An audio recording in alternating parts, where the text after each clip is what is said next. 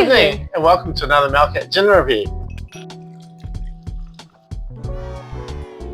And tonight we are looking at the Curious Garden Gin from Curiosity in Christchurch. We got this gin as a recommendation from our lovely bartender friend Martin. That's right. And we bought it at Moore Wilson's. This gin we saw as a nice New Zealand dry gin with a little bit more something to it. Or was this our London Dry? It's a London Dry style. Some of you might remember that previously we've reviewed a whole lot of Curiosity gins because they were kind enough to send us 5 of their bottles. Yeah.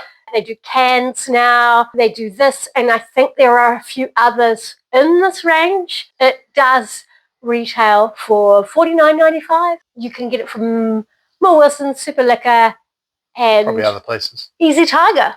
Easy Tiger. Easy Tiger. Easy Tiger. So that's actually pretty reasonable for a limited edition bottle.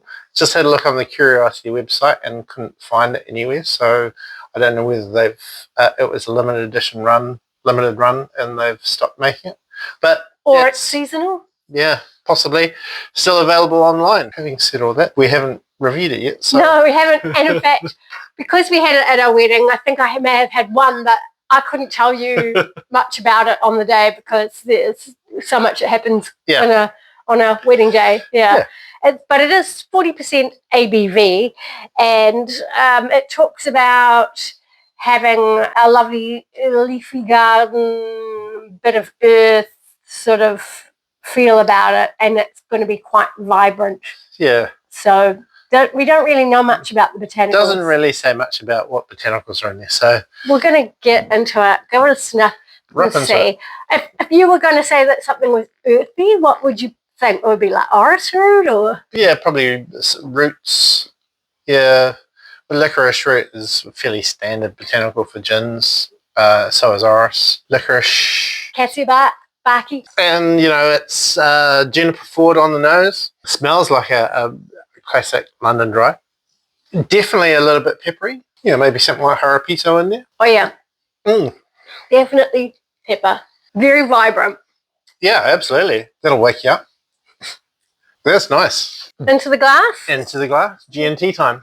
With a bit more, I think. I think we managed to save enough of this bottle. Perfect. That's just a really nice, clean, well-balanced dry gin. There's nothing in there that's leaping out for me to go that's a particularly botanical gin, heavy gin or anything. No. I kind of am curious about the name, Curious Garden, because it's not quite what on the aftertaste I'm getting a bit of earthiness, but definitely less peppery now with the tonic. But it's a nice crisp flavour, crisp taste. Maybe not quite as juniper forward as some London Dry. No, possibly not. At $50 a bottle, it's easily to view that as like a daily drinker. If you're into a daily gin, your Mum, regular. Mum, don't worry, we don't drink gin every day. Yeah, your regular. You'll get me in trouble. Go-to gin. It'd be great as a base for cocktails. Probably make a pretty good martini. Might need a martini tonight. It's Saturday. No. It is Saturday. Yeah, really not a lot to say about it. It's hard to rave about it because it's just a nice, clean London Dry. But again, there's nothing wrong with it. So yeah, I remember we quite liked their recipe 23 was interesting, and the recipe 23 it was called 23 because it was their 23rd attempt at getting just the right balance. But that was definitely had more botanicals in it than this. This is much more simple. Yeah, certainly. I think that, they make some really good gins. Yeah, we like the product that they make. I think I saw a headline there to say their slow gin had been voted world's best slow gin, which is no surprise because I think it's outstanding. I like their ruby. Yeah, the rhubarb gin, yeah. Was it rhubarb? It would be because it was a rhubarb grower that recommended it. Yeah, ruby gin. Yeah.